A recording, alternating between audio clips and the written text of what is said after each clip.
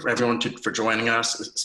Thank you especially to our panelists for being on the call, agreeing to be here, and just for sort of thank you ahead of time for all your answers and your insight.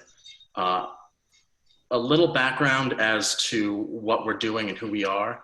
Northeastern YDSA in the past around month has begun to organize out of Huskies for Bernie, Northeastern's group that was focused around electing Bernie Sanders to the presidency in 2020. Unfortunately, that campaign did not end as we would have hoped.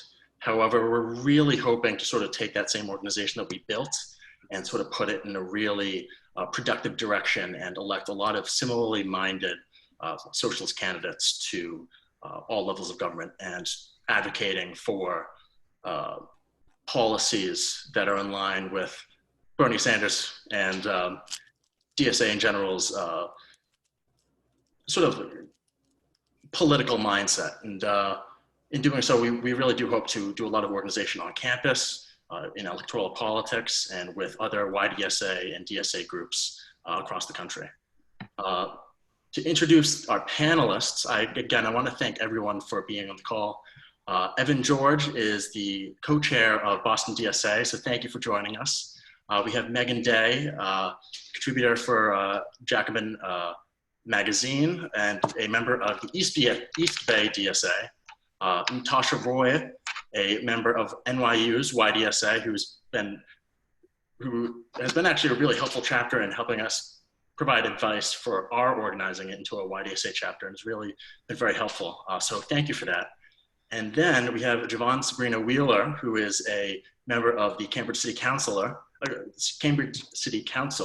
who obviously probably has been pretty busy in the past month with COVID-19 and sort of providing a governmental response in the Boston area. So thank you again for everyone for being on the call. I'm going to start off with a pretty general question, and I really invite all of you to unmute yourselves and sort of provide any insight you have to the general question of how capitalism is related to the crisis that we sort of see ourselves in today. So how did capitalism get us here? And how has it sort of exacerbated our response to the coronavirus? That's the big question. Who wants to take it first? I'll go. My name is Evan George. Thank you again for inviting me to be here. This topic can be taken in a lot of different directions. I'm going to take it almost a little literally about the foundation of the COVID crisis. And so while it's still up to debate and discussion about how exactly did COVID-19 come into existence, what we know for sure, and something we've been preparing for at least the last decade, is going to be the increase of pandemic diseases that are just hitting the global population. The reason for this is two different things, and they both fall on capitalism's ledger. One is absolutely the results of the climate crisis. You're just seeing massive changes in the migration patterns of invasive species, animals that have not had exposure to humans in tens of thousands, hundreds of thousands of years, are now coming in very close proximity. And that is part of the primary reason. The second is just mass deforestation. We are just rooting out and eliminating the natural habitats of animals all over the planet, whether that's in China or almost a little bit more importantly right now, what's going on in Brazil with the Amazon. And so through the effects of capitalism and that expansion, again, we are now coming into closer proximity with animals that are just going to transmit more diseases, which, again, we were anticipating. We had agencies in place to deal with what would be an inevitable outcome, and maybe we'll speak a little bit later about some of the unique failures of the Trump administration. However, that does get most of the press, where in reality, this was all concrete, well-established because of the structures we built, that we are seeing kind of this disastrous response, especially coming out of the United States, where results to the corona crisis. I'll add a little bit to that as well. So the coronavirus causes fever, it can cause respiratory distress, it can even cause the human body to die, as it's proved in abundance, but it can't actually cause the social chaos that we're witnessing all around us. The social chaos is a result of systems, social systems that have been starved by austerity to the brink of devastation. As we know, capitalism is prone to crises.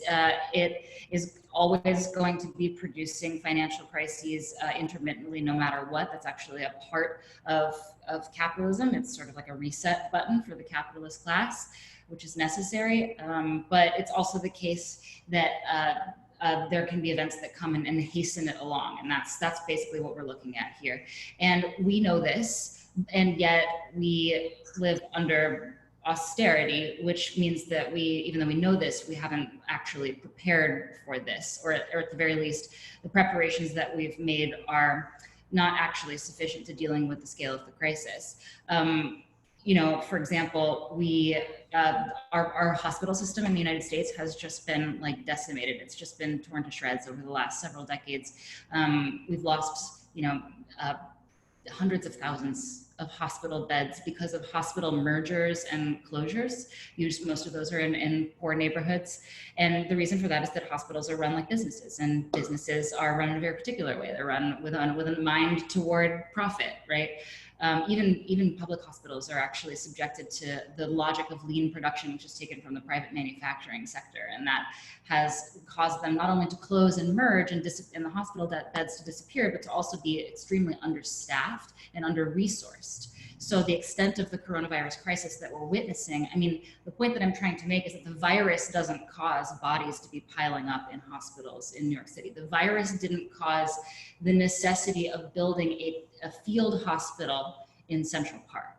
That was caused by the processes of austerity and privatization that are the actual definition of neoliberalism, which has been on the ascent for 40 or 50 years in this country and around the world. And another example that I want to bring up is the difficulty that a lot of people are having accessing unemployment benefits right now, even though the federal government has beefed them up. The truth of the matter is that, the National Employment Law Project published a report last summer and asked the question, are state unemployment systems prepared for the next recession? Because there's always a next recession, there's always a next crisis. The answer was no. They looked on a state-by-state basis and they found that they weren't.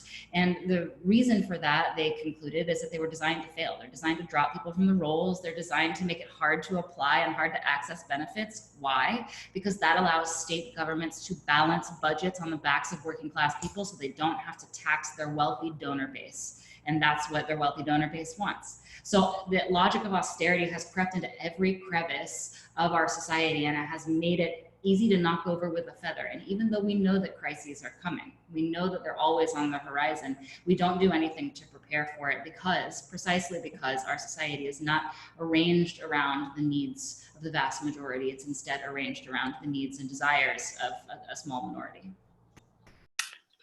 I could jump in and add, I'm Jivan, Sobrinho-Wheeler, by the way, Cambridge City Councilor, just a couple months into the first term. And, that capitalism in a really concrete way has contributed to the spread of the coronavirus in our communities. There's articles coming out right now that show that there were cases much earlier than had been originally thought. As early as February, there was community spread, death in the Bay Area in early February, way earlier than folks initially expected that coronavirus was in the United States. And how much of those cases were because people don't have health insurance, right? And so when people had symptoms, people had concerns, they weren't going to the doctor, these weren't being caught. I think you see that really concretely in the need for Medicare for all. If that people had access to preventative care, access to health insurance, that people would be seeking this out, and that would have stopped the spread earlier. It's also spread because capitalism doesn't invest in basic human needs as one of the areas it really fails. Housing, transportation, healthcare. The communities and the neighborhoods where you've really seen higher rates of infection have been in areas that don't have adequate housing, that don't have adequate transportation. That's why you see so many more cases in New York and places like the Bronx and Queens, and so few in Manhattan, where everybody has a second home to escape to. In the Boston area where I am, it's why there's such high transmission rates in Chelsea, in Brockton, in the Boston neighborhoods of Hyde Park, Mattapan, Dorchester, Roxbury. Neighborhoods where you have more people crowded into small apartments, where public transportation is massively underfunded, and you have crowding on buses and subways when we didn't know this virus was spreading in our communities. If we had committed to these basic needs, to adequate housing, to adequate transportation, we would have seen a slower spread of this virus.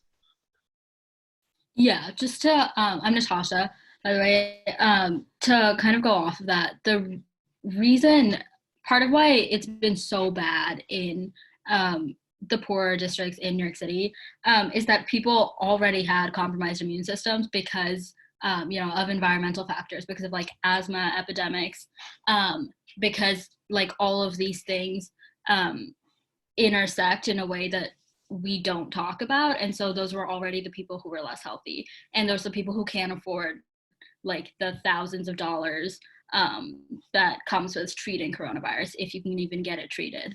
And so, yeah, I think this would be a completely different story if we had a stronger social safety net. And then also I think the way that capitalism kind of like worships individualism has really hurt us in our response to this, because we would be so much more equipped to do things like rent strike if we were more geared towards collective action, and just like tweeting out rent strike the way that like Twitter leftists like to do isn't going to actually help people strike. It's just going to get people evicted, and we don't like we need to organize around it, obviously, but we don't have the like organizational structure to do things like rent strikes on a mass scale, even though we need it now so badly. And yeah, that's just because of all of the things that everyone else has said. Yeah, the demand for a rent strike is actually really an interesting, I'm glad you brought that up, because it's definitely, I think, an interesting side effect of coronavirus. I think, obviously, we immediately, in an epidemic like this, we go to the direct impacts of the virus itself and the healthcare response to it. But there's a lot of sort of downstream effects that it's caused. When you have to reduce, when you have social distancing, socialist distancing, you're trying to avoid like unnecessary contact with people to slow the spread. But in turn, obviously, that shuts down businesses. People find themselves out of work without a paycheck, and then they're unable to pay bills. I think it's been very interesting, and I'm really curious to hear your thoughts as to sort of the government response, specifically the federal government's response, and sort of the weight they've given to the interest of corporations such as airlines, cruise companies based in foreign countries, and other like more corporate interests, as opposed to supplementing income and providing things like in the potential for in major cities, things like rent forgiveness, sort of like a temporary hold on rent. And sort of to that effect, how do you think that the response to coronavirus would have been different or would be different under more socialist principles? Like, how would that affect the response? I can start on this one. So I wrote an article that hasn't come out yet, and it makes reference to this term that some economists are starting to use.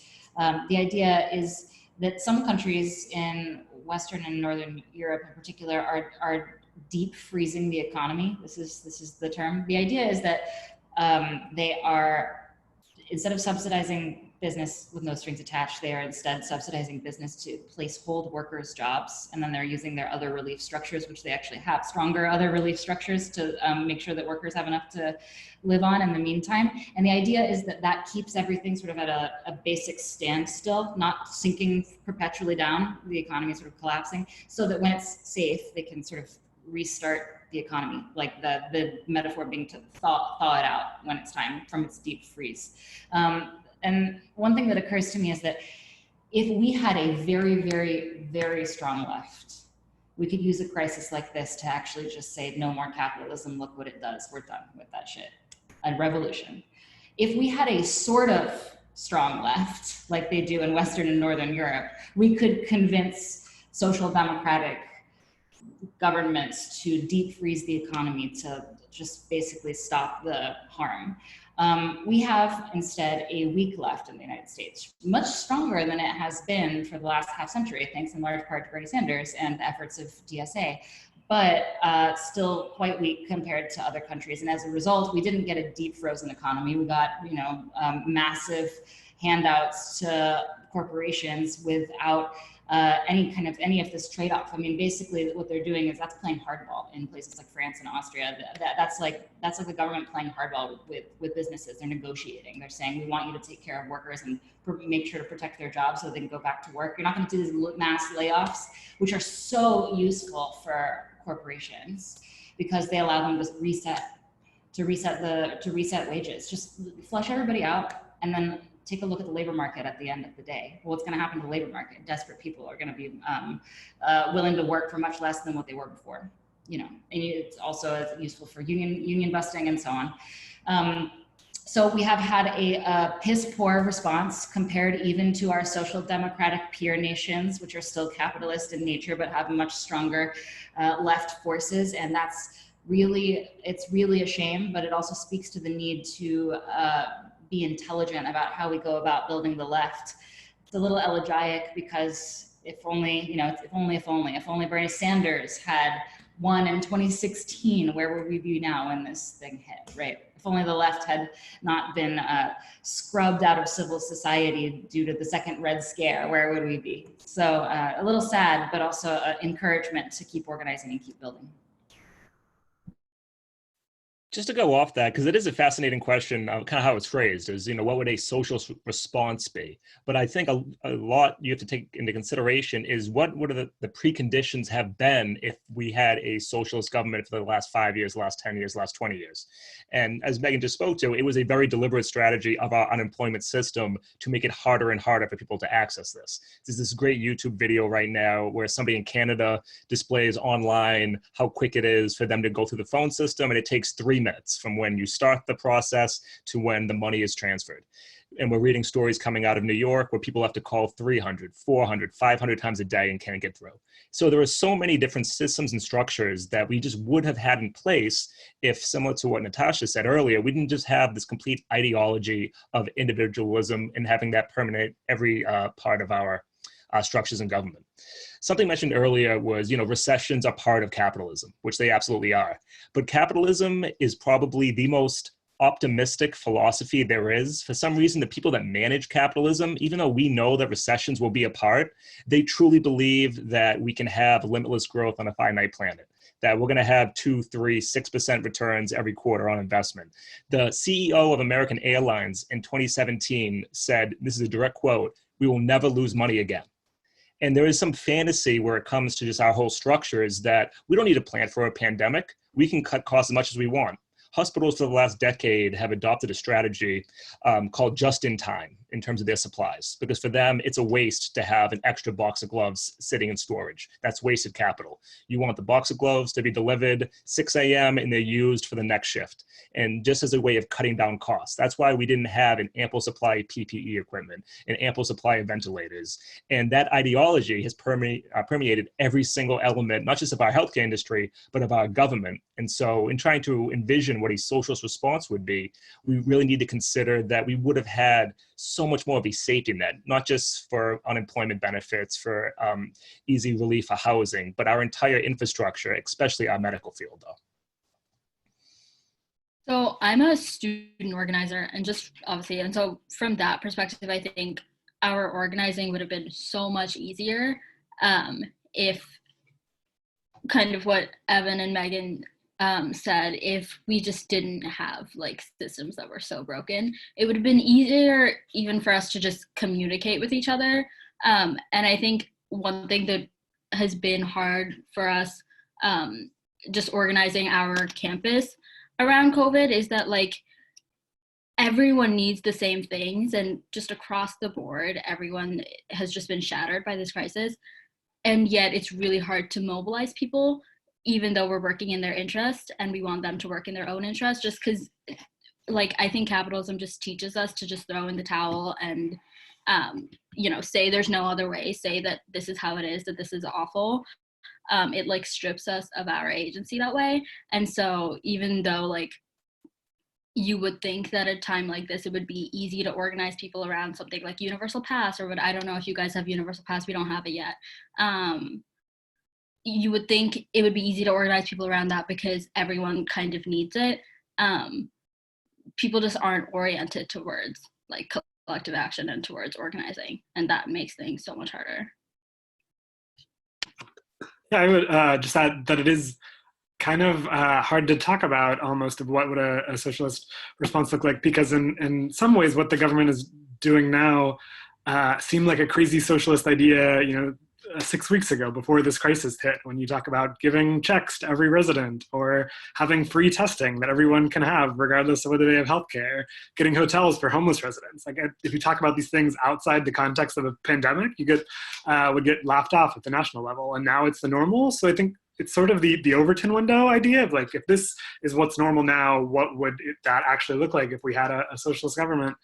And then I think the other piece is, is just highlighting the failures of the current system, of why we have health insurance tied to employment, under like every other, you know, industrialized country in the world, and that, you know, if we had had that from the get-go, we just would have changed a lot. And I don't know if it quite ties to the question, but I was just thinking of a tweet I saw early in the crisis where somebody pointed out that all the executives, a lot of the, you know, white collar professionals are able to, you know, work from home, things going on normally. The people who aren't able to work are the folks whose you know, jobs are more blue collar out there every day, and that it, you know, just really highlights that workers and labor create all value, and that's what's driving the you know, decline of the economy, even while other folks can, you know, work from home.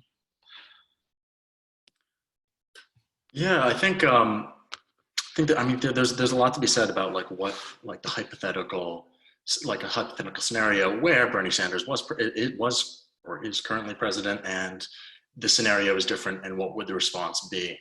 I was really drawn to something that something Natasha said about, or just a topic that Natasha raised, which was about just the difficulty of organizing, sort of building movements versus simply getting someone to go out and vote for a singular candidate.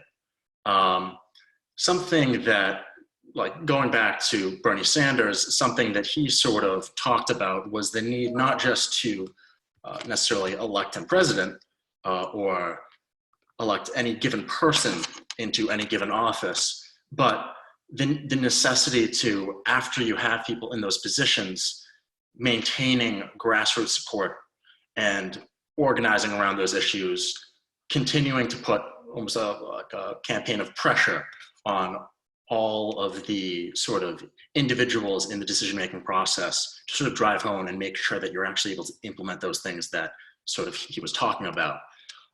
What I'm sort of curious to hear from many of you is how you achieve that sort of level of organization.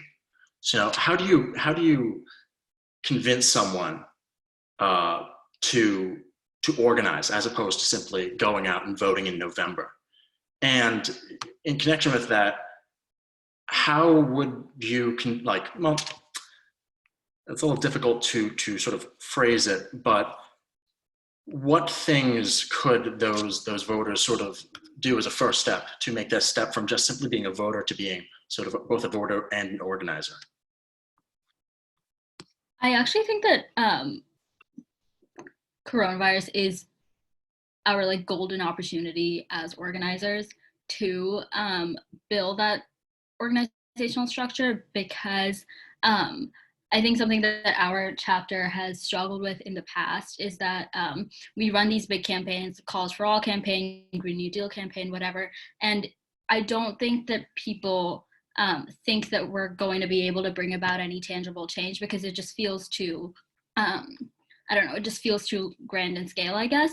And so people maybe aren't mobilized to like go knock on doors with us or go out with us, even if they agree with what we're fighting for.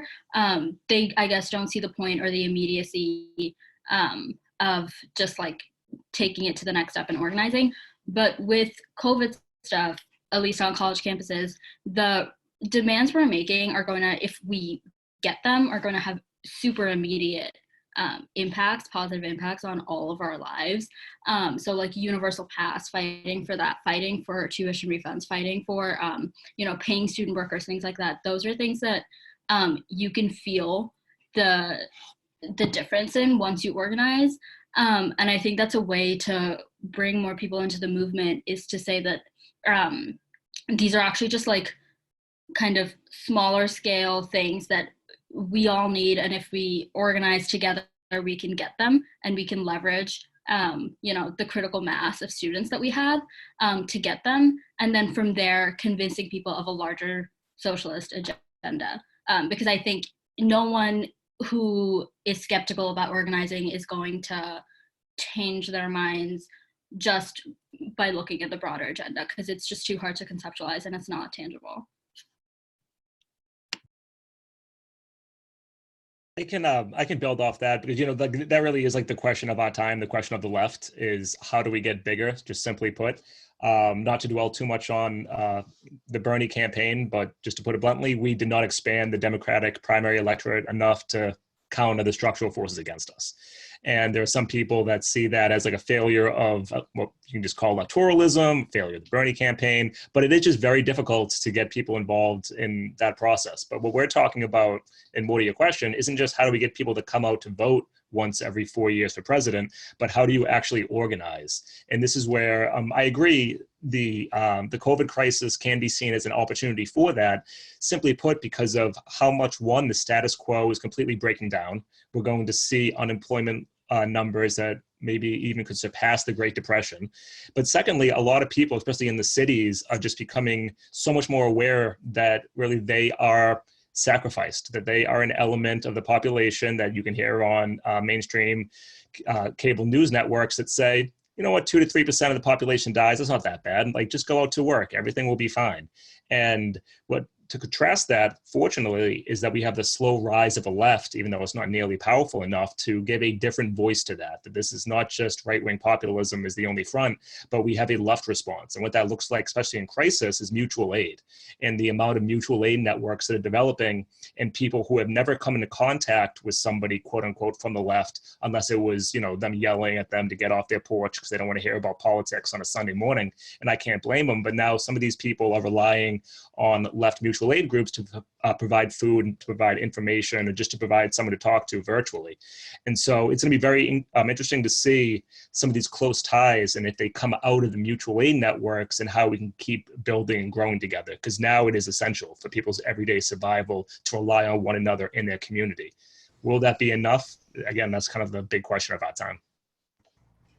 I agree with all of that, and I'd like to add to it that there are a lot of people who actually are ready to organize on their own without a political framework or without any sort of organizational infrastructure right now, just because the situation demands it. So it's incumbent on us to try to very quickly develop nimble structures to meet them in their moment of militancy and be available to actually provide logistical support and moral support, so that A, they get what they need, and B, they associate the left with being helpful in their time of need. Because Evan's completely right.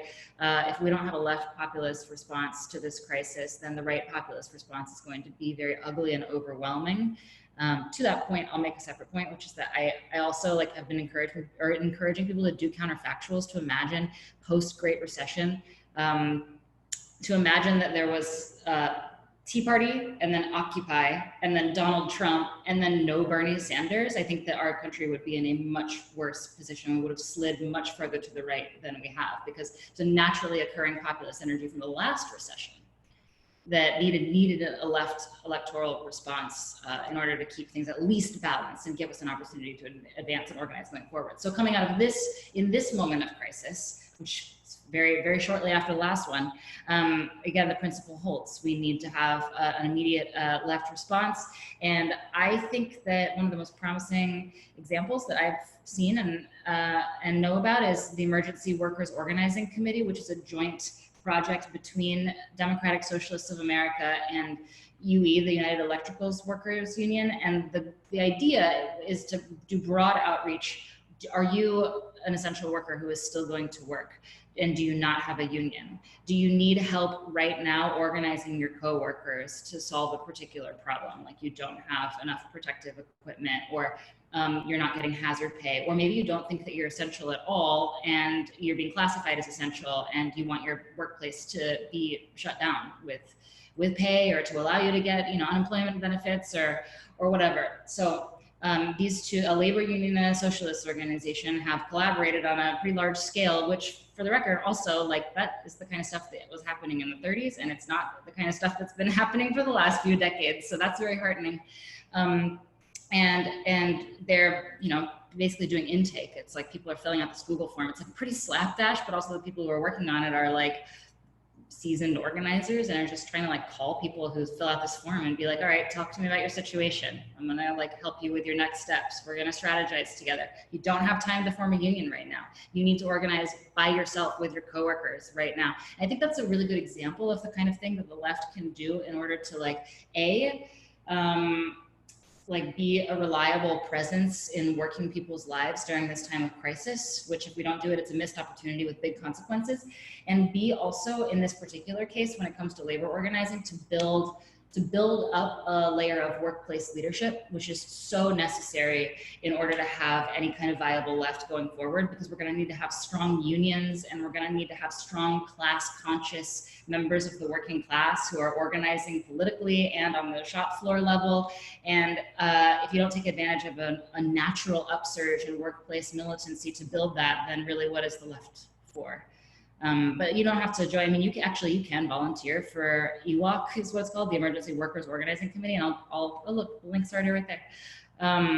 If you look it up, you can find a way to actually plug in and like help do the intakes and everything. But also I think that various, your chapter or whatever should be considering replicating something like that on a local level, or teaming up with groups that are already doing that.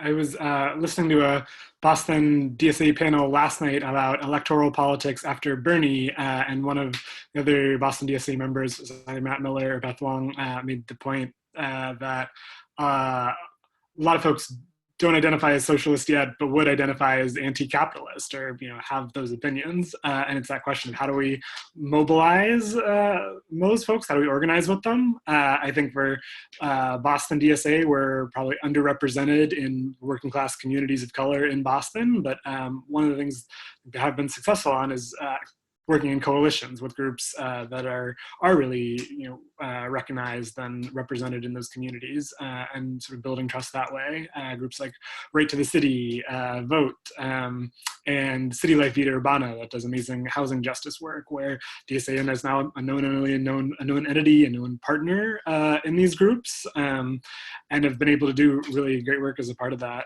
I think that the other question of organizing in COVID, I think, is sometimes it's challenging, because a lot of the organizing work I think of is knocking on doors, getting people together in rooms, that just social part of organizing.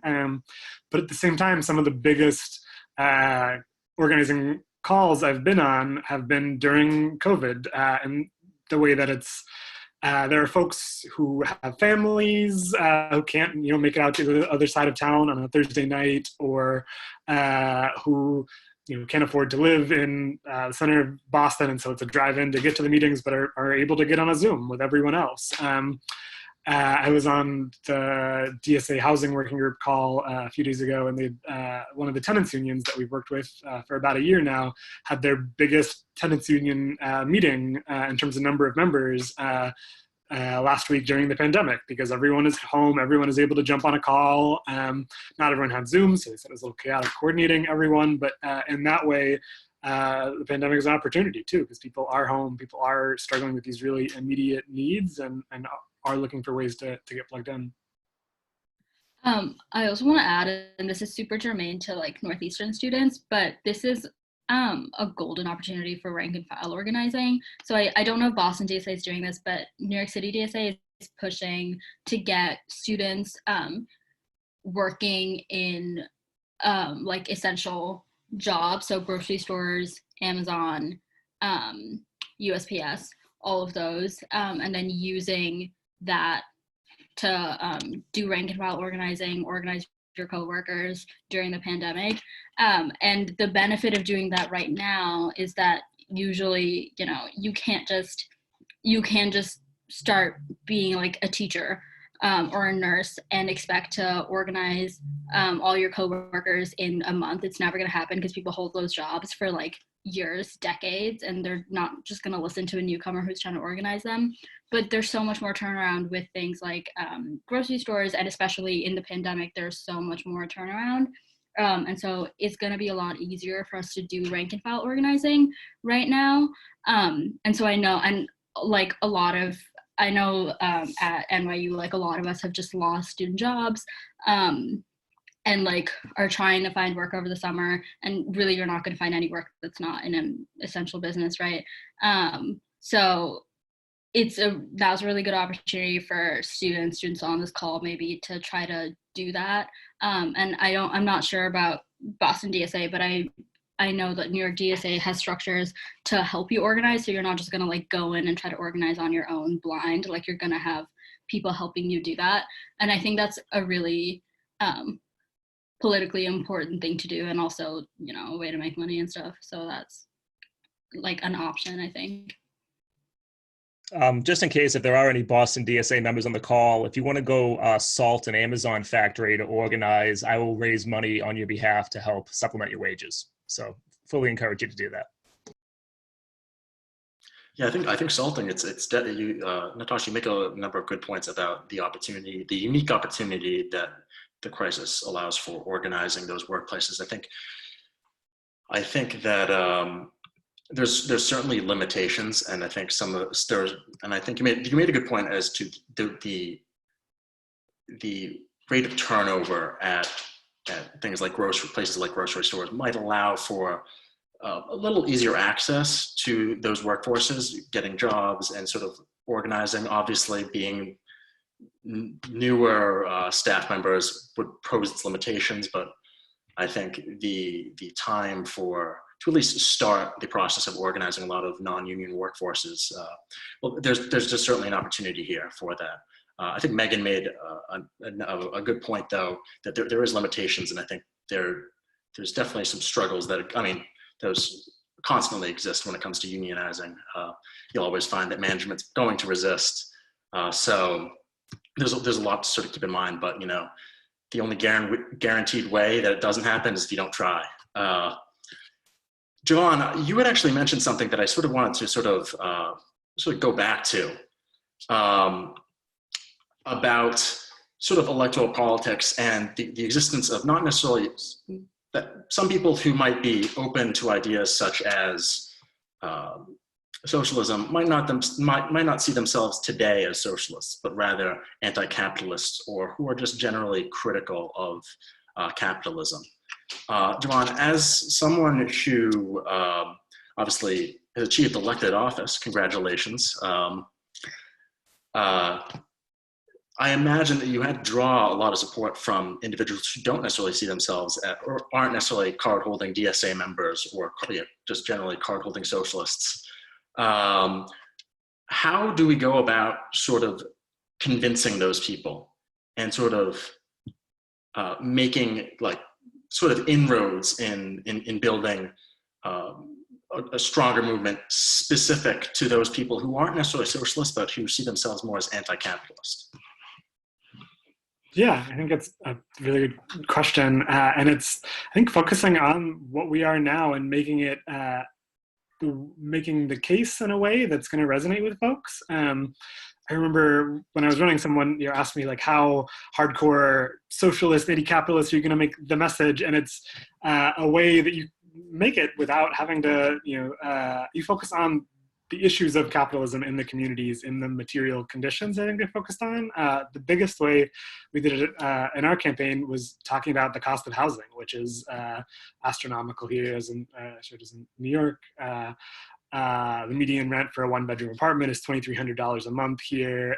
2/3 of the city are renters, but we had hardly any renters on the city council. I'm still the only person on the council who has never been a homeowner in a city where that's more than 50% of the population, right? So it's focusing on issues like that, on transit, the fact that the vast majority of folks take the T or the bus or walk or bike to get to work, but the city council still has free parking behind City Hall.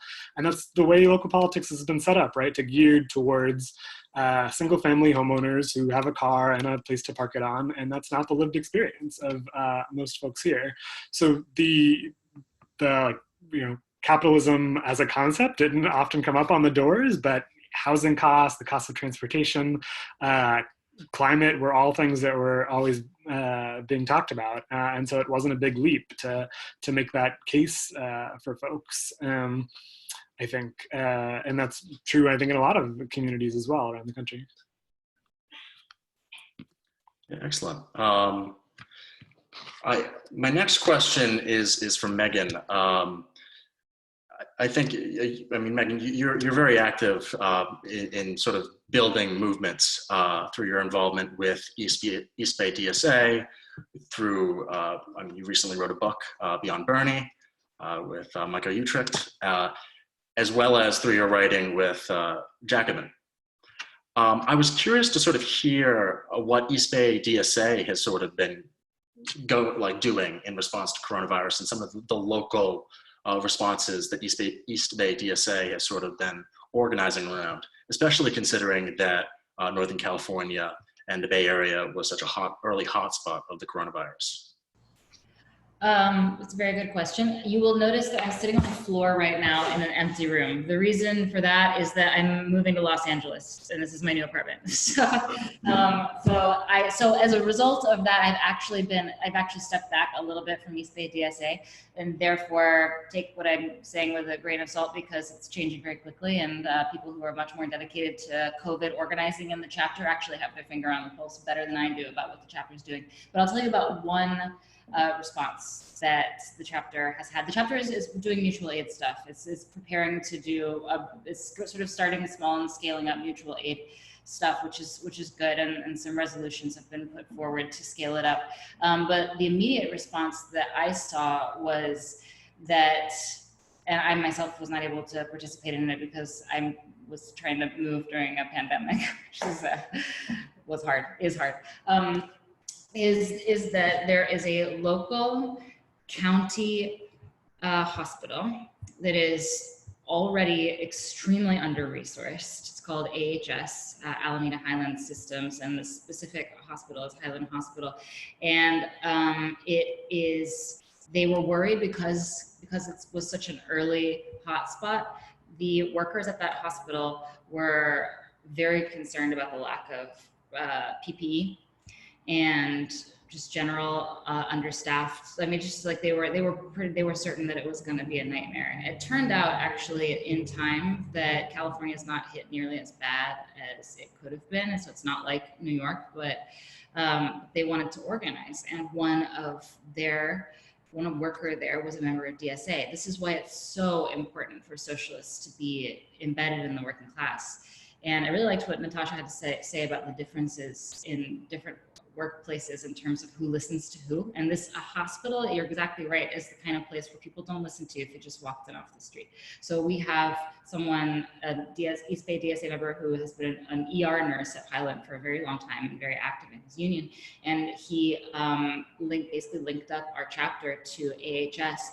And on a volunteer basis, members of our chapter were able to get together into like a very ad hoc committee and meet with workers at AHS to figure out how to do things like media pressure campaigns to get management to stop hoarding resources. So management was like, had masks and PPE and stuff, and they just like weren't relinquishing them to workers because they wanted to save them for later, presumably, because they don't understand how the spread of the pandemic works apparently, and because they don't necessarily care about their, worker safety. And because, like I said earlier, hospitals are run as a business, and they didn't want to, spend sort of future capital by getting rid of all of their PPE early. So it was building pressure campaigns through media, social media. We had DSA members who were basically behaving as like agents for AHS workers, like calling around and like cold calling like local news to be like, I have a source who wants to talk to you. He's willing to whistleblow on AHS management, and it was working. And so we mounted basically an ad hoc pressure campaign on management.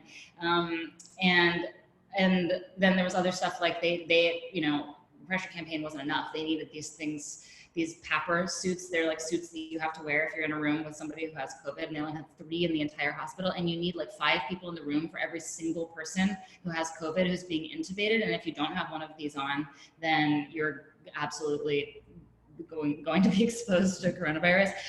So they had to like do quick GoFundMe to get this protective equipment, because they knew that a pressure campaign on management was not going to yield results quick enough. And so like DSA sprung into action, and our chapter knows how to do this stuff because we did labor solidarity organizing for the Oakland teachers strike. And we were the like key community partner in the Oakland teachers strike.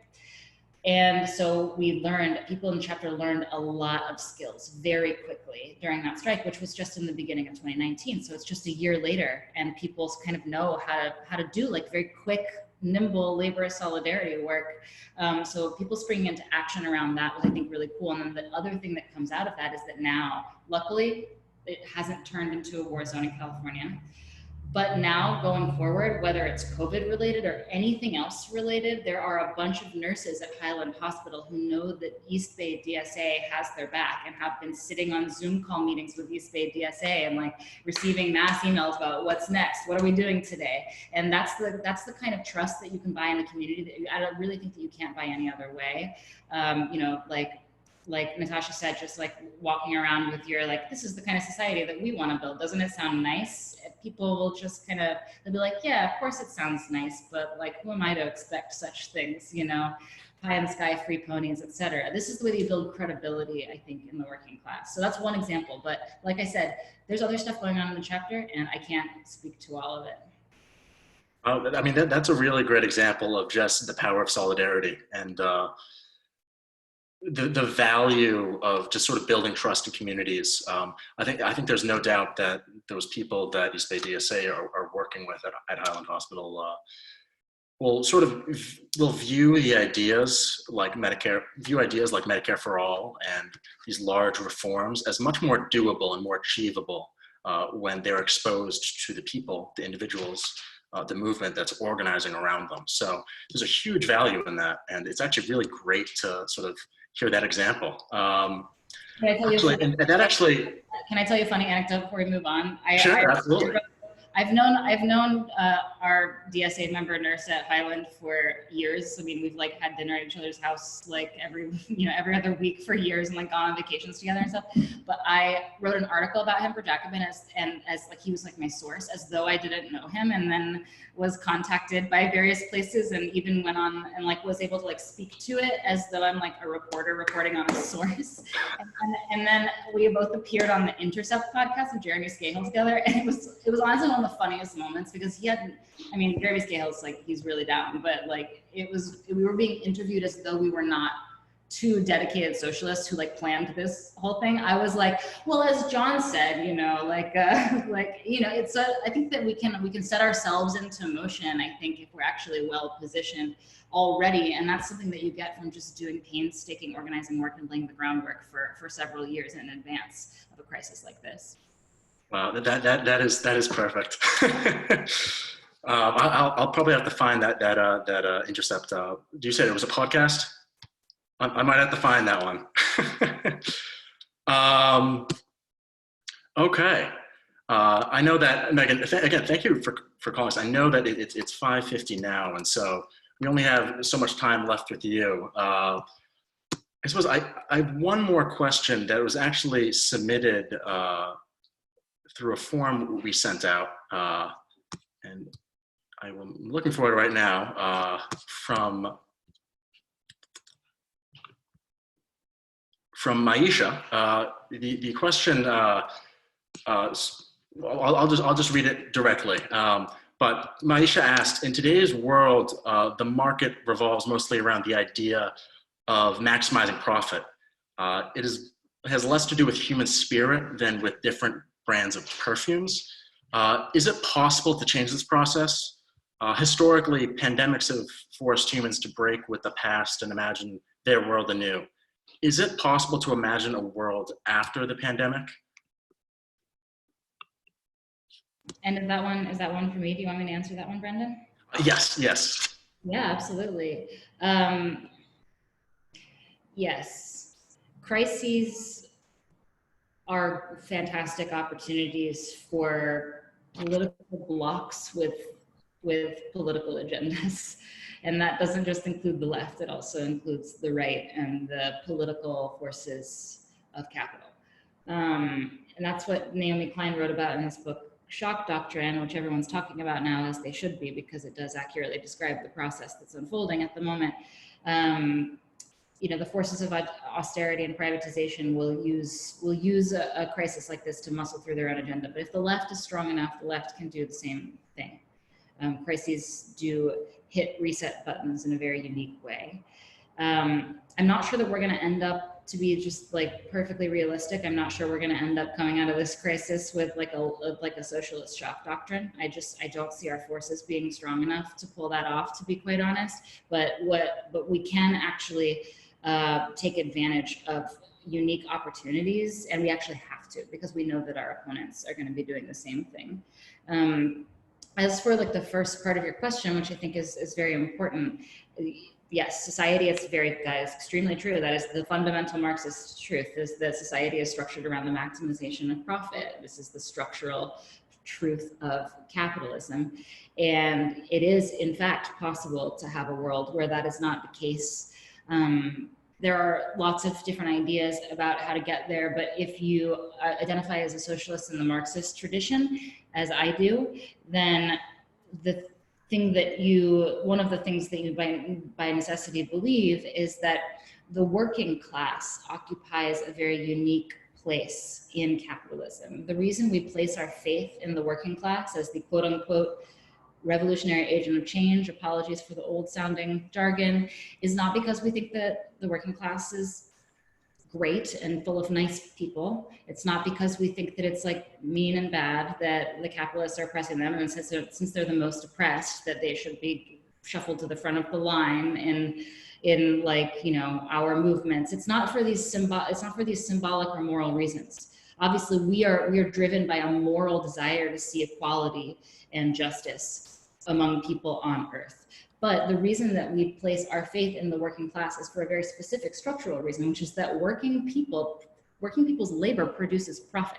And capitalists are compelled to maximize profit. They don't just want to because they're greedy, they actually have to. If they don't continue to maximize profit, they will lose out to the competition and they will go under. And if they go under, then there's a chance, if they continue going under, there's a chance that at some point they will become proletarianized. And because the proletariat isn't treated very well under capitalism, they don't want that. And so they're structurally compelled to continue maximizing profits. It's the only thing they want. Their entire world revolves around it. That's the purpose of companies. And workers can actually hold that profit hostage, which means that workers are the people in society with the ability to wring concessions out of the rulers of society. So that's the sort of Marxist conception of why we emphasize the working class. And once you start to understand that, once that clicks in your head, it doesn't seem impossible anymore at all that we could eliminate the centrality of the profit motive or even profit making at all. If we were to organize the working class effectively, then theoretically speaking, we could absolutely do that. We could absolutely break capitalism and replace it with socialism. The central puzzle and the question to which there are so many answers, even among Marxists, causing interminable factionalism, is how precisely to go about organizing the working class to achieve that result. But I firmly believe that that result is completely achievable. Otherwise, I wouldn't dedicate every single spare hour of my life to building the socialist movement. I should probably hop off. I wish I could listen to the rest of you answer this same question.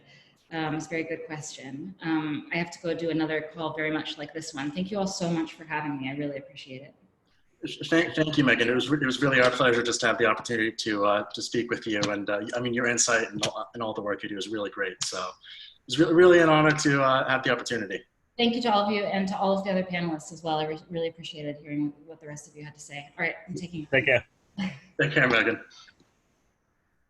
As sort of a, the question I actually asked, that question of sort of asking, it sort of revolves somewhat around hope, as a bit of a hint that's similar to actually the final question I'll be asking. So I guess you can start thinking about that now. At this point, I think it's a good opportunity to start sort of going into some audience questions. If anyone has any questions that they didn't submit via our Google form, please feel free to start sending those into the group chat. If you send it into the group chat, we'll even, Jordan, who is is one of the hosts to the meeting, will be able to actually unmute you and you'll be able to actually ask it yourself. So we'll start looking to sort of select questions out from there. In the meantime, as people begin to submit those questions, I'll sort of follow up, sort of pivoting back to sort of organization. Natasha, as a member and as an organizer through YDSA, NYU's YDSA, can you give us sort of some insight as to what NYU YDSA has been doing in response to coronavirus in the New York area and elsewhere? Sure. So most of our work specifically as NYU YDSA has been campus organizing, but then also, I was saying this earlier, but we do a lot of just coalition stuff with other YDSA chapters in the city. So we have NYU DSA, but we're also part of New York City YDSA. And so New York City YDSA has been doing stuff in the city, but a lot of our chapter isn't in the city anymore. Like I'm in Boston now, so our organizing has been campus focused. And we noticed very quickly as we started doing COVID organizing that a bunch of other people on our campus were also doing that stuff. And so like individuals were doing various forms of organizing. There were a bunch of different petitions, and then a bunch of different student groups, had written petitions, were making different demands. And so we realized pretty quickly that instead of just adding, oh, that's awesome, love NYU, instead of just adding to that like noise almost, we wanted to, build some coherence, do some coalition building, and kind of make it a unified force making these demands. That's awesome. Make these demands as a unified force because we would be taken more seriously.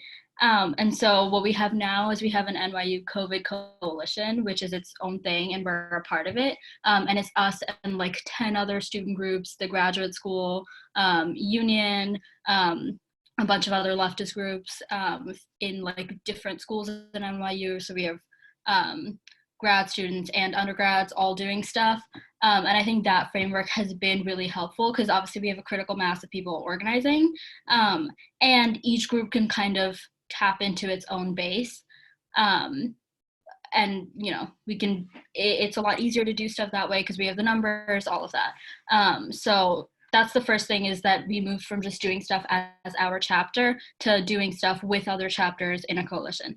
The second thing is we have a whole list of demands. So universal pass is one of them, tuition refunds, fee refunds, a bunch of different things.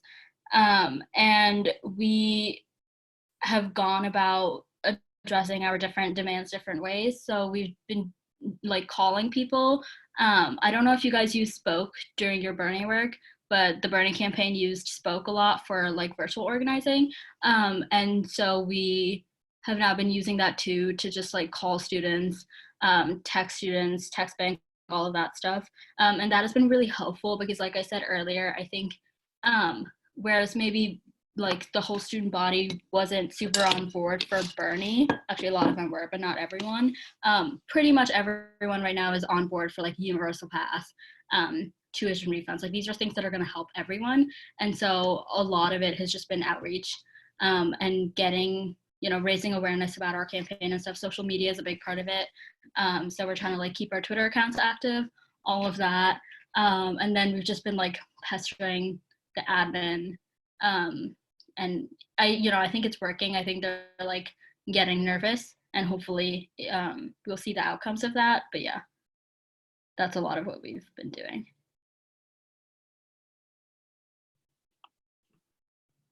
It's really, it's sort of great to hear sort of that perspective. Our next question comes from Josh Sisman, who asked, a general question for anyone who wants to answer it. In my home state of Florida, less than 20% of people who have applied and qualify for unemployment benefits have actually received their benefits, and many have not gotten their stimulus check. Given that these people are barely surviving, should we be trying to get them to organize? If so, how? And again, yeah. No, I mean, that's certainly a tough question. And, as we spoke before, this is by design. It is not that there is somebody bad working in the unemployment office who's lazy, who just doesn't press the button fast enough. It's completely structural. Something that you need to consider, though, is how much are we putting what we might call long-term political goals ahead of people's daily needs? And what I mean by that is your first phone call or your first letter that you send to someone should not be, can you join our organization? Your first outreach should be, how are you and what do you need? And this is something that a lot of like left campaigns really across the country in the COVID world, they're starting to adapt to. One, because we can't knock doors. But second, right now, people don't want to be phone banked, being asked, can you please donate to my campaign? And so if you are going, this is really for everyone on the call, if you are going to be doing some local organizing in your area, doesn't matter what state it is, right now is really the time just to be making those very, very human connections, because that is the bedrock, not just of any organization, a union, but just of socialism in and of itself. Like core principle is around human dignity and just kind of the relationships we have towards one another. So my advice would be to make sure that you're putting their material daily needs ahead. And then through kind of that, those acts of good faith, we'll call them, then you can start talking to them about like long-term organizing, why we have to get rid of a for-profit system, so on and so forth. Yeah, I can jump in. I think organizing around needs like that can be really good, and just focusing on short-term and long-term. There's been a lot of mutual aid groups popping up in the Boston area, which has been great to see. And some of the core organizers, at least of the Cambridge group, have been DSA members. And it's been great to see other folks get involved, focusing on really immediate needs like food, like check-ins, and then also because there's so many DSA members involved, when there was an eviction moratorium moving through the state legislature, which just got signed into law, they could drop that in of, hey, so many folks are struggling on rent. We have a mutual aid fund where you can donate to help chip into folks to help them meet it this month. But also, this is a bigger issue, and it wouldn't be great if we could do something about this at the local and state level. So I think it's a good way to both meet people where they're at, and then also kind of do some radicalizing along there as well. Yeah, I totally agree. And Meagan had talked earlier about like building credibility as socialists. And I think like now is really our time, kind of as Evan was saying, to like prove our mettle and prove that we can deliver to people and get things done. Because I think a lot of people think that, socialist organizers are, I don't know, not going to be successful, not going to get our agenda pushed through, whatever. Now's our chance to really show people that we can bring material changes to their lives. And that in itself is going to go such a long way down the line.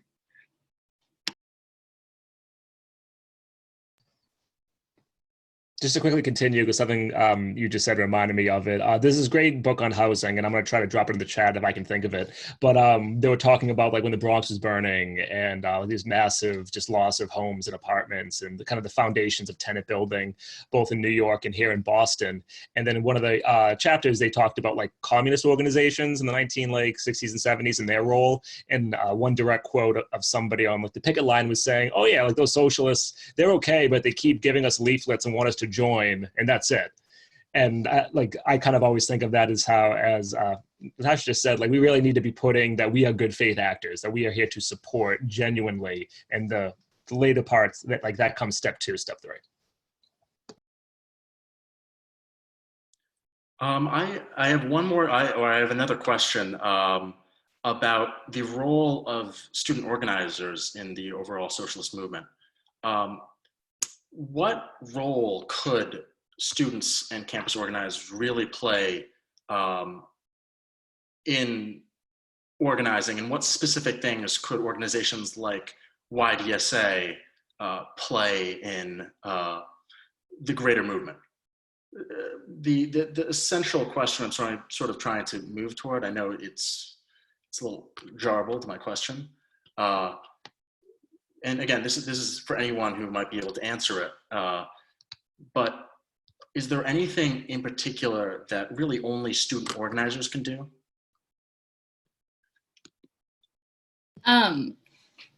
I think that one of the biggest things we can do as students is build class consciousness and build socialist consciousness. I think a lot of people on campuses like Northeastern and NYU identify as maybe anti-capitalist, Jivan was saying earlier, or I think this is probably true of Northeastern. It's definitely true. Even if just my friends from home in Boston, is that you recognize that something's wrong, but socialism is kind of a dirty word. You don't take it to that next step of identifying as a socialist. And I think politically engaged kids on college campuses like to talk a lot, but don't necessarily think to organize. It's just not, we have this idea that political agency means talking about politics and then voting. But we don't really think to organize, and we don't think to take action.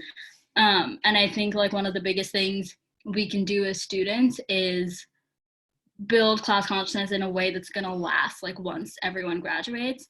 And then just really create a framework for people to grow as organizers and to realize that political agency is actually just organizing and collective action, because once we get people into that mindset on campus, hopefully they'll retain it afterwards, and that's how in a larger scale we can build our unions, we can do all these other things.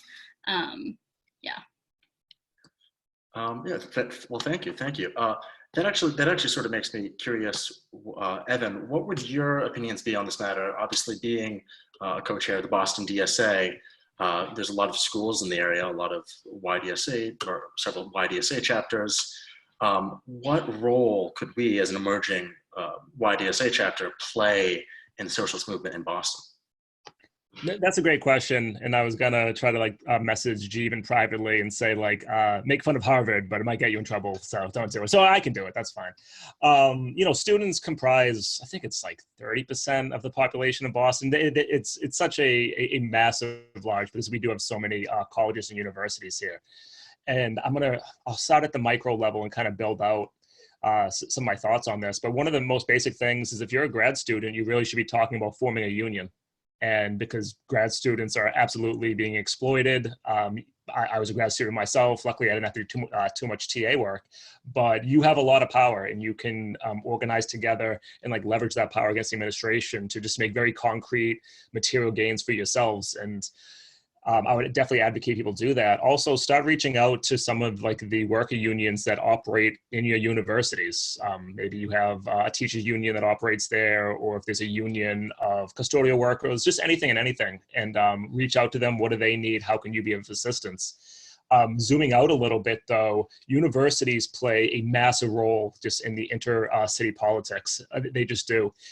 Take Harvard, for example. They have a $40 billion endowment, and as of right now, they are not making any of their empty dorms available when we really need space to house people who are homeless, who have contracted the COVID, who don't have anywhere else to go. You can pressure your universities to make actually concrete gains, not just in one, how do they use their endowment? Harvard's a little bit of a different case, but like how much are they giving back to the communities? Because a lot of universities, especially the major ones, especially in the Boston area, they are completely subsidized by the city. Like the external costs of having this many students being in public transportation is completely a cost that bears on the city and not the university itself. So you do have a lot of power. And then the one maybe caveat or the thing that you should always consider if you're going to do organizing outside of your university, especially if you're young, or I mean, even myself when I do this, when I go to really grassroots movement organizations in Jamaica Plain, in Mattapan, in Dorchester, and Roxbury, I'm not grabbing the mic every chance I get. I'm not passing out leaflets. I'm not talking about Marxism. I'm not talking about what the most up-to-date Twitter language is. I go to those spaces to genuinely listen, to learn from their organizing, and to play whatever small part I can in the administration. So always make sure that you recognize the setting you're in and like how much should you be grabbing the mic versus stepping back. But there really is no excuse to not act right now. If you're on a Zoom call on a Friday night and you've never done an action before, now's the time to go from somebody who supports these values to somebody who's active and starts implementing them. Yeah, I would just add that I think there's a unique role students can play in politicizing the role of universities. I think oftentimes think of universities as like sort of neutral arbiters of learning that are sort of divorced from politics, and that just isn't true, especially in a place like Cambridge or Boston, where universities just are such a huge amount of the land area, the employers, employees.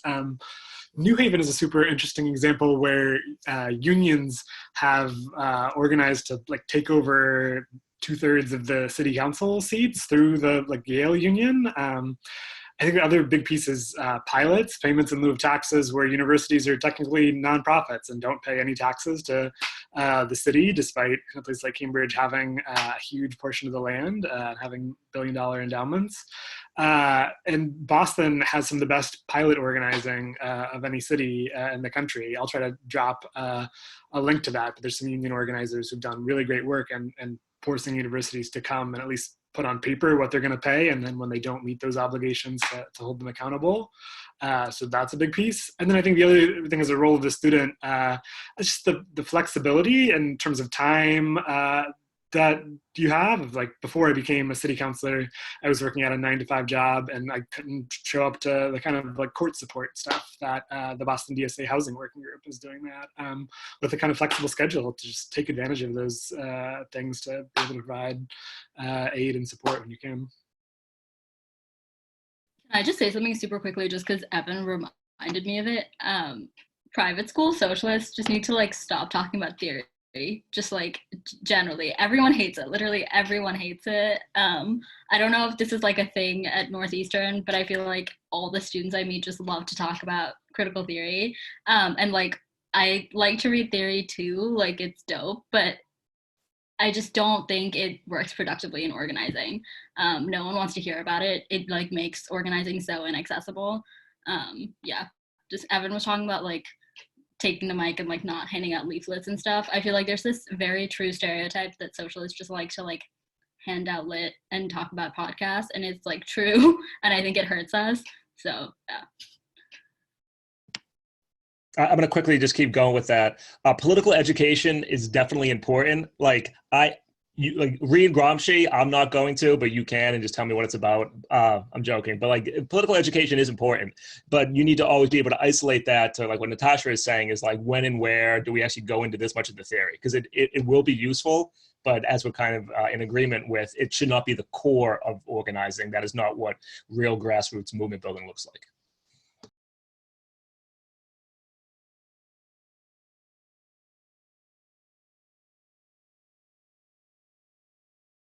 My next question, Jivan, you've sort of already touched upon this a little or a bit. I'm curious to hear a little bit more about what the Cambridge City Council has sort of been doing and your experience with the council in the past month or 2 months in respect to COVID-19 and sort of how that you've formulated that response. Yeah, it's been a really interesting time to be on the city council. In some ways difficult because the council is the legislative branch and that a lot of the emergency response is done by like the executive, whether that's the president or the governor, or in our case, a city manager who is not elected but appointed by the council every 3 years. So that's been tough, but there have been also been a lot of opportunities to highlight mutual aid organizing work, to try to get rooms for homeless residents. Cambridge has about 500 homeless folks, and there's just not enough space to do social distancing in shelters. And the city's approach has been slow, and the only thing that's really come up so far is to get a gym, turn the high school gym into a shelter, which provides more space than the normal shelters would be, but it's not hotel rooms, right? It's not university dorms. Cambridge has a lot of these things, and so been both pushing on the outside, the council to do something, and then just using the role as a counselor to reach out to every hotel in the Boston area. And I'm hopeful that we've secured 45 rooms that'll be open for folks in the next couple weeks, which would be so there's big material things, I think, to elevate concerns. And then I think there's also an opportunity to highlight the importance of things we should have done already. I'm thinking of municipal broadband, where 50% of low-income residents in Cambridge don't have internet access at home. And now with the pandemic, libraries are closed, public housing computer labs are closed. And so people are trying to apply for emergency assistance on their phone with the limited data they have. And so there's things to try to address immediate concerns, but also to politicize that. If we had municipal broadband, we would have solved this problem already. So I think there's a chance to do that on some other issues as well. Well, thank you, Jivan. It's really insightful to sort of just sort of hear what your experience is like as an elected member of DSA. Serving in public office, and sort of what it's like once you've actually achieved electoral success, and sort of what your experience on the Cambridge City Council is very good to hear. At this point, we'll pivot to our final question, similar to the one that I asked Meagan before she had to hop on another call. It's one that sort of goes back to the idea of hope and sort of the feelings and emotions that people can be feeling at a time of crisis. Once I've sort of asked the question, please, I'd love to hear what everyone sort of has to say on the matter. In this moment, we're at a point where there is a lot of negativity surrounding us between the stresses of coronavirus, Bernie suspending his campaign, and all of the associated things with those two items. What gives you hope for our ability to mobilize and achieve leftist victory in the months and years to come? I'm just going to talk about the Bernie campaign because you mentioned it. I know that right after he dropped, and like still now, everyone was just like so upset, and I get it. And when you devote so many hours to like organizing for someone, it just sucks when it doesn't work out. And I also think that like maybe in a way that isn't true with all of DSA campaigns, like I think I thought that he was really gonna win. Like I really thought he was gonna win because we had the strongest, field operation. We were just the best. Like he was the best candidate. We had built so much class consciousness. I thought he was gonna win. So I get that it sucked. But I feel like I'm like still seeing a lot of people being very like defeatist about it. And I think like only hopeful things have come from the Bernie campaign. So like we lost, okay. But Bernie also lost in 2016. And he did so much for, you know, leftist organizing. DSA membership exploded. You know, I think like for a lot of us who are students or young people, like that was so defining for our politics. Like that's definitely how I started identifying as a socialist. I didn't really have the lexicon for it before that campaign. And, you know, now we have AOC, Ilhan, all these people. And so I think that like just because he lost doesn't mean, like, I think that we won a lot, even though he lost the primary. And that gives me a ton of hope. And like, yeah, it feels shitty, like in the moment, but when you zoom out, we've like gained so much over the past 4 years. And we just have to keep going. And I have like full confidence that if we like really commit to it, we can get more socialists elected into office. And we can, and you know, electoralism is only one part of it. We can do so much beyond that as well. Thank you, Natasha.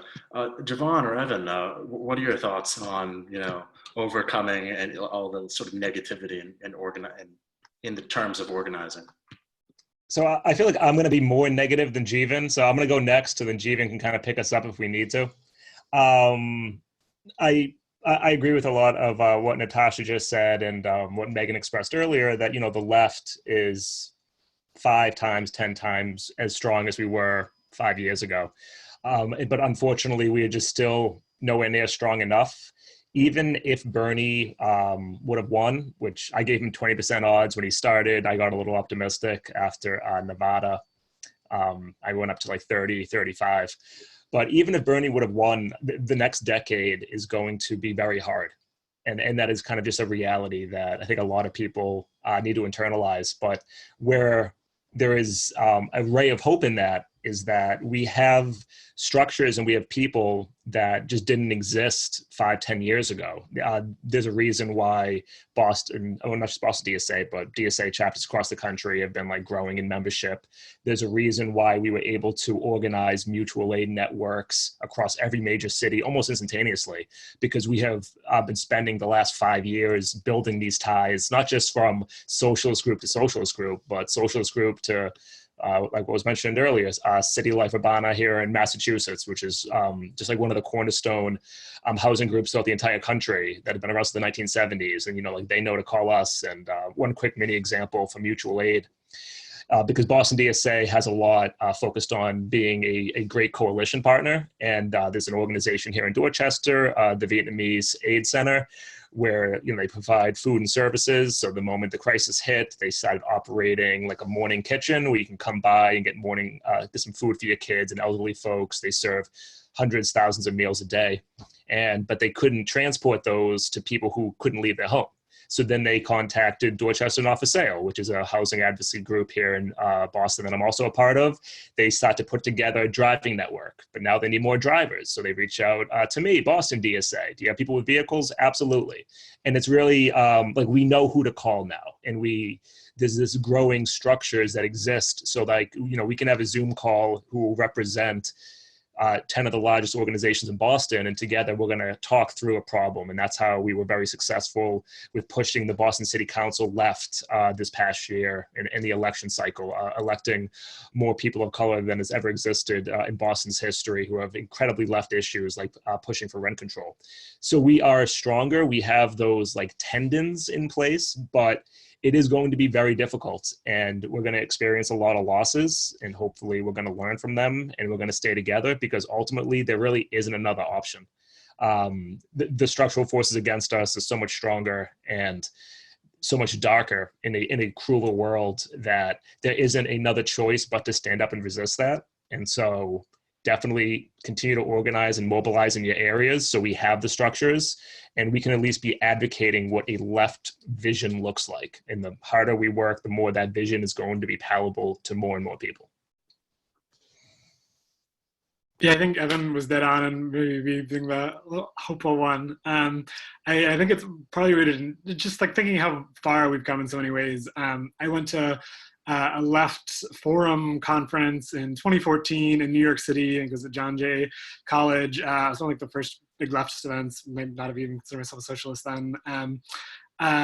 and remember going to a panel on electoral politics and just the feeling being like in the wilderness, someone saying like, we have to like conceptualize that, the left is not the Democratic Party. We don't have any representation in electoral politics on the left. And someone was like, well, there's Bernie. And someone was like, oh yeah, Bernie Sanders, the like one senator from Vermont. He's like our one guy. And it was just like a joke, right? Of just like this one old white guy as like the random representation. And 2 years later, right, massively viable presidential campaign. And I think part of the reason I was hopeful is because I was nervous coming into 2020 about Bernie's chances, of just feeling like so much of 2016 being the like massive block that Hillary Clinton had and sort of boxing other people out, just being scared about how much of the Bernie support was really an anti-Hillary vote, which I think there's still questions about. But this proved that Bernie support wasn't going to evaporate that with more candidates in the race, and in fact it proved that democratic socialism is the only alternative to this old Biden centrism, right? It's not a fresh new face of the same ideas like Pete Buttigieg or some more diverse version of the same neoliberal talking points. That this is it, right? After, if we want an alternative, it's this, and folks in the center are going to have to contend with it.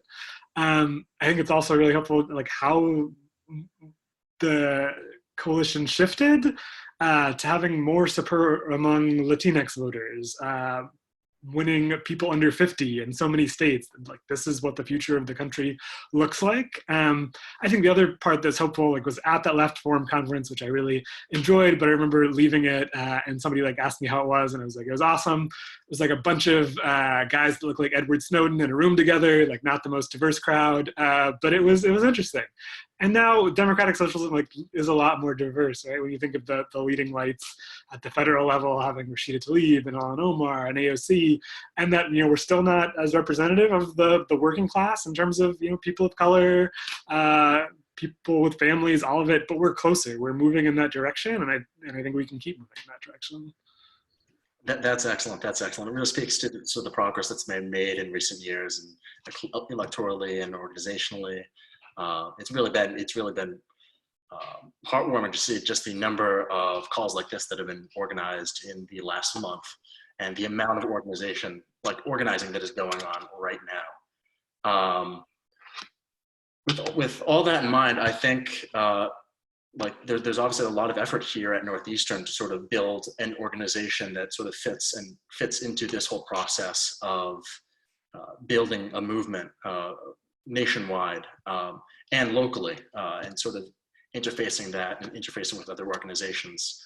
I want to thank Natasha, Jivan, Evan. I want to thank you for all of your answers, all of your insight, for agreeing to sort of come on and talk about all of these issues. I think that we touched on a lot of different aspects of organizing and different aspects to the response to coronavirus, and the hypothetical, we discussed the hypothetical differences that would have happened with the coronavirus response if, like-minded individuals to ourselves if like-minded individuals were in charge of responding, which unfortunately we're not. Northeastern YDSA, we're really excited to sort of get off the ground and get organized. I know that there are some members of Harvard for Bernie and other organizations on this call, Natasha Roy, of course, from NYU, YDSA, and we're really looking forward to sort of organizing with a lot of these other groups, with Boston DSA, again, thank you, Evan, and just being a part of the movement and sort of building a grassroots organization that can sort of bring about change and change the minds of college students, who in turn change the minds of their parents, and getting college students involved in actively campaigning for candidates in the Boston area and elsewhere, phone banking, knocking on doors, and doing whatever work is necessary to sort of really bring some concrete changes to this country. With that in mind, what you're seeing on the screen now is a number of ways to sort of get involved. If you're on this call and you're not a member of the DSA, I highly encourage you to join. at dsausa.org/join. You can read into a lot of what DSA does on the website, as well as what YDSA is and the various facets of things that YDSA is working on at y.dsa.usa.org. And please, I encourage everyone, if you aren't already, to join the Northeastern YDSA Slack. The link is on the left there. That's bit.ly/slack/NEU-YDSA. And again, to join the Boston DSA, which the link is also there, bostondsa.org/join. At the bottom, again, our Twitter, Instagram, Facebook accounts, and again, the Slack repeated there. I encourage you to follow us to see what we're doing, stay in contact with us. And if you are, again, if you are a student at Northeastern, I really encourage you, if there's one thing you're doing right now, I hope you join our Slack, because that's how we're gonna stay in contact, how we're gonna actually organize, and how we're actually gonna get things done. In addition, all of these links are more easily available in our link tree on our Twitter and Instagram. So if you go onto Twitter or Instagram, you can get all the other links right there. Again, thank you so much for joining, Natasha, Jivan, Evan, and I know Meagan already left us, but thank you to Meagan too. Thank you for joining us. Thank you for sort of being a part of this conversation. And thank you to all of the audience members who've submitted questions and who just, hopped on here to sort of learn about sort of what our various organizations are doing and just discussing sort of next steps as to organizing. So again, thank you so much. I appreciate everyone hopping on here. It is 8:31 right now, and we said we'd be finishing at 8:30. So I don't want to hold anyone any longer than we would say we would. Thank you. Thanks for organizing this. It was great. Thanks so much. Take care, everyone. Thank you. Everyone take care. Everyone stay healthy, and I hope everyone sort of gets involved.